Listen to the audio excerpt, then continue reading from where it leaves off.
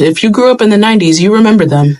The slow side music, the camera zooming in on a little black child with a bloated stomach and flies on their face. And the voiceover just sitting there whispering, the voiceover of the white man, mind you, or white lady, and some of them. For just 10 cents a day, you can save them. What? Hi guys, welcome back to our channel. In case you're new here, my name is Maren. And I'm Maureen. Right, so guys, today we are very happy to present this episode because we are going to be hearing from Black Americans themselves who decided to go out of America and visit Africa. Right? Now, previously we've done an episode of Africans who've gone to United States or abroad, and they were just saying the lies they as Africans that were told about America and most especially about Black Americans. So today we have a twist. Yeah, these are Black Americans. These are Black Americans who've been to different parts of Africa, and they're just explaining why they think they were lied to about Africa and Africans. Right, guys, can I just say we are at an age where we are all learning about each other. Black Americans are learning the real truth about Africans, and Africans are learning the real truth about Black Americans. Yeah, and so we don't want to talk a lot. Let's just watch the video and then we come back and talk about it. Let us know your opinion on the comment section. Also, I want to hear from you because a lot of you who watch us are Black Americans here. And some of you are planning to come. Some of you maybe have already visited. So my question is, have you visited Africa? Which country did you go to? And what was one misconception that was told to you as an American, importantly, as a Black American, that you came to Africa and cleared that misconception up here? Yeah, and when coming to Africa, did you know Africa was this big? Did you know it had 54 countries, or did you think it was not a continent but a country? Africa was a country. Right. Let us know on the comment section. Let's watch and then we come back. Consider subscribing if it's your first time here.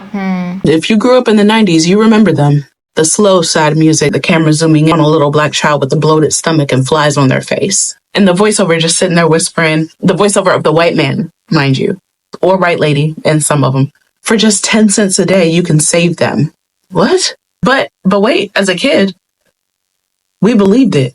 We thought that all of Africa looked like that it was just starving, helpless kids, waiting for some white missionary to drop those bags of rice that they dropped from the helicopters.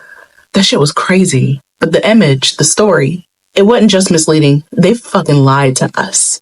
That was a manufactured lie. A lie that made sure that we saw Africa as weak, desperate, and broken.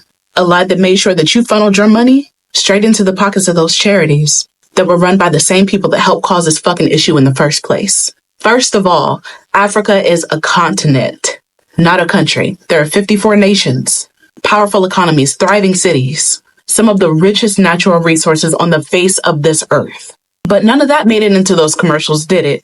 Instead, they showed us Black children on dirt roads, like we weren't doing that same shit over here. They showed us empty bowls and swollen bellies, like we didn't have that here. And they showed us sad, hopeless eyes staring into the camera. Now, the only thing we were missing was the camera, but it was a bunch of sad and hopeless eyes, at least where I grew up. Let's be real, though. Those ads were never about helping. They were about selling a narrative that made Africa look like a helpless wasteland, a narrative that made white people feel like heroes, a narrative that erased the fact that the Western nations created those food shortages in the first place. But fuck, they did that shit here too. They did it here because they never told you why these kids were starving. They never told you that European colonizers stole African land, drained its resources, and left entire nations dependent on foreign aid. Even today, Western countries control African economies, but they do it through trade deals and debt traps. Many African nations produced enough food, but corrupt international policies made sure that they couldn't keep it. But that wouldn't make for a good commercial, right? That wouldn't open wallets. Instead, they gave you this front-facing white man standing in the rubble telling you that you could be the hero. You could save Africa. That if you donated today, that this poor starving child could be helped.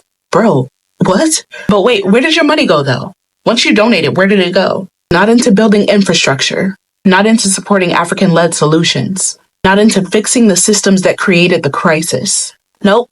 It went straight through that charity into administrative fees, bloated salaries, and Western-led NGOs. And that's what kept some parts of Africa dependent on foreign aid. Those commercials weren't just harmful. They were a business. A billion-dollar industry built on guilt, manipulation, and the erasure of Africa's power. Because if Africa was seen as strong, resource-rich, and self-sufficient, no one would need a white man on TV telling you where to send your money. This video is for the black people. This video is for black people only. Find a seat, black people. Siéntate. Sit down. Are they gone? Have the white people left? Give them a second. You know, they don't got a long attention span. All right. Y'all, we need to have a meeting. We're having a meeting. This is a black people meeting, especially black Americans. As myself, I am a Georgia girl. I'm a black American woman. We've been told so many lies about Africa, y'all. We have been lied to. We have been bamboozled. First of all, it's a very beautiful continent. Of course, like any country, there is corruption. There is colonization. All right. More so of the mind, but not nearly what we're dealing with in the United States. Okay. And it just amazes me how many people are here. We are the majority on this planet. We are the majority. I'm in Kenya right now. And everywhere I go, it's like, it's infinite number of black people. There's so many black Africans on this planet that there are enough to fill the entire continent of Africa and still have lots and lots of black people in other countries, like the United States. I'm from Atlanta, Georgia, y'all. One thing we got plenty of, and what we got in abundance, is black people. So I'm starting to understand so much more why Europeans, when they visited Africa, thought, wow, they saw us as a commodity, as a resource, because there are so many of us. Now, being from the diaspora, you know, we sometimes feel like we're a minority, or we're told this lie that we're a minority. That's a lie. Just this one city in Kenya that I'm in has more black people than probably the entire United States. And I'm just in, that's one city. There are many more cities in this one city in one country. This is a whole continent. A whole continent. The biggest continent on the planet. Bigger than they show it to be on the map. We are the majority. So we need to be coming to Africa, y'all, and we need to be empowering these people too. Because I also noticed that there has been some colonization of the mind. They did experience colonization, you know what I mean? Like, that's why they speak English all over this continent. Because the Christian Crusades did make an impact here. They got them thinking that black is not beautiful. Like, a lot of people here are complimenting me because I'm a light-skinned person, and I'm like, y'all are the beautiful ones. You. The beauty you see in me is thanks to you.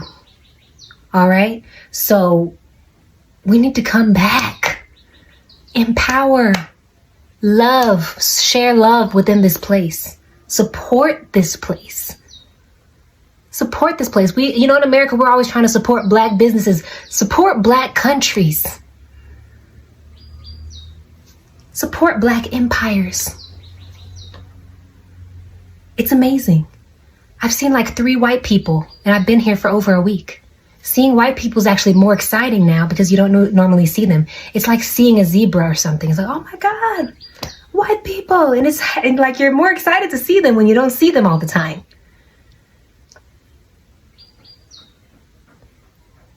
Listen, I need to hear from y'all. I need to hear what y'all think. Much love, respect, and honor to the Kenyan people. Your country is dope. It's amazing. It's beautiful. I love it here. I'm tempted.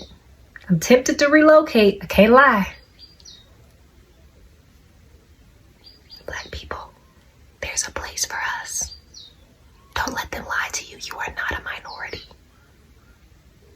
There are more of us than anybody else on this planet. Okay, that's all for this meeting.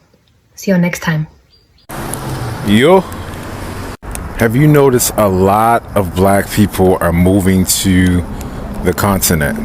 And I don't think it's a coincidence. I think that people are realizing, especially in America, that we have other options. What's funny is that a lot of my friends from Africa want to move to the States. They're like, oh my God, I wish I lived in America. Why would you want to move here?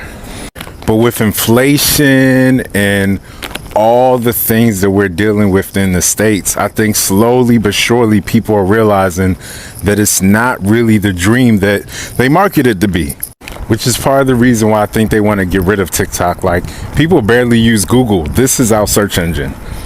And so with all the resources we have now, I think a lot of people are going to be moving to the continent and seeking a better life, especially with this being an election year. It's going to be interesting to see how many people go. So guys, welcome back. Let us know what you think about the episode in the comment section. Yeah, you know, the sister who was talking about the kind of picture they were painting for Black Americans, I feel like that was purposefully done so that Black Americans would have no desire to come to Africa, you know. And you know, while we were watching that video, even Maureen made a joke and said, it's not only you. That is what she was mumbling here. Yeah, that was what I was mumbling here. When she said that, you'd see documentaries of children with flies and bloated stomachs on that road. Even as that is the image we grew up with here in Africa, and I feel like Africans, they were given that image so that they could think nothing good would ever come out of them or out of Africa, and that they were conditioned to depend solely on aid and to not use their brains to think, just sit there and expect help. To some level, that is why up to now, Africans, you'll find that group of Africans who really hate being Africans,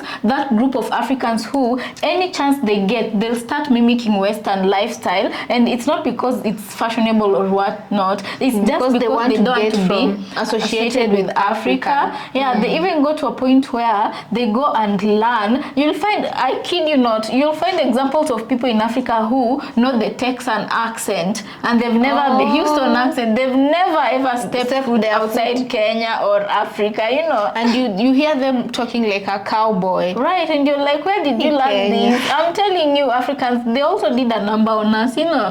So why am I saying this? Like, I feel like it's a beautiful thing right now that everybody, whoever wants to be informed, is going out of their way to learn about a community that they don't know anything about. And they feel like that's a beautiful thing. Right, because you find this person comes here, for example, this Black American comes here, and they come with an open mind, you know. Not only an open mind, but a piece of what they were taught, and they compare it to the reality. Whereas us as Africans, we come with the piece that we were told, and then we compare it with their notes, and we see which one is truth and which one is not. Yeah, and I find that to be quite beautiful. But guys, I feel like I want to recommend you to a channel that, quite honestly, if you want to really know the truth about Africa, because it's not always about the starving kids, it's not always about... There's some people in Africa, especially rich Nigerians, they know how to live it up in Africa. Right, and you're using Nigerians because they are the most famous, I feel like, Africans on the planet. Right.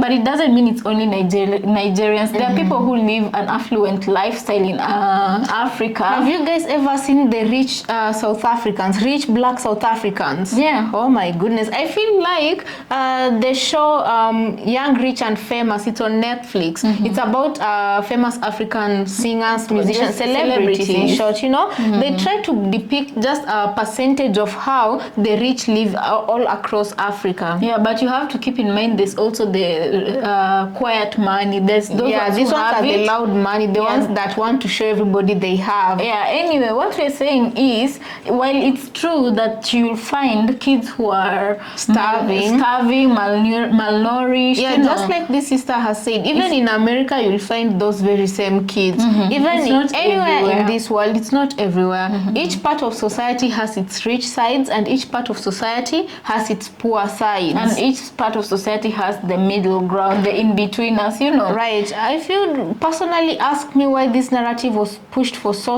long.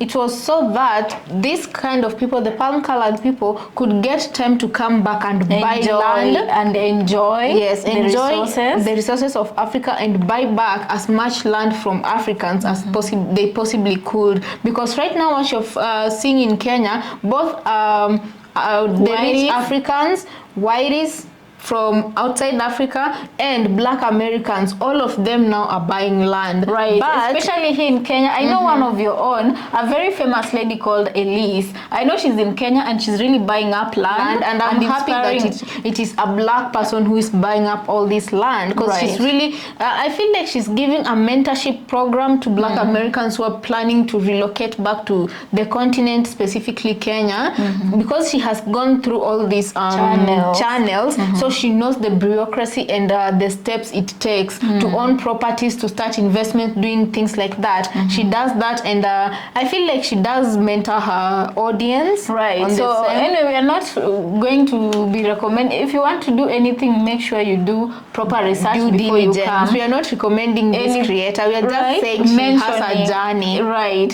And I wanted to recommend an African channel. There's a creator called Wodemaya. I don't know how many of you know him. So Wodemaya. Exactly. If there's anything you want to know about any African country, just type Wodemaya and that particular African country. Wodemaya will show you. Like, he's done pieces on Rwanda, Kenya, South Africa, all over Africa, all over Africa, Mozambique. He's shown the most beautiful places about Africa and that I know they didn't want that information out there. But by the time they were catching up, he already had put that information out there for people to see. You know. So I feel like he was even amongst the first Africans, the first pioneers in Africa, to show Africa from a different point of view that even we Africans didn't see about African countries. So guys, I don't know what you feel about this episode. We'd like so much to hear from you, but personally I feel like I really normally am happy to hear the stories of Black Americans who've come into the continent and have realized that they have no reason to stay away, you know. Yes, they have a different point of view when it comes to Africa. Yeah. So guys, let us know what you think about this episode in the comment section. As usual, we want to thank you so much. Let's continue connecting and bonding and learning and relearning what we've been knowing here about each other. Yeah, so consider subscribing if you're new to our channel, and let us know what you think about this episode. We'll see you on our next episode.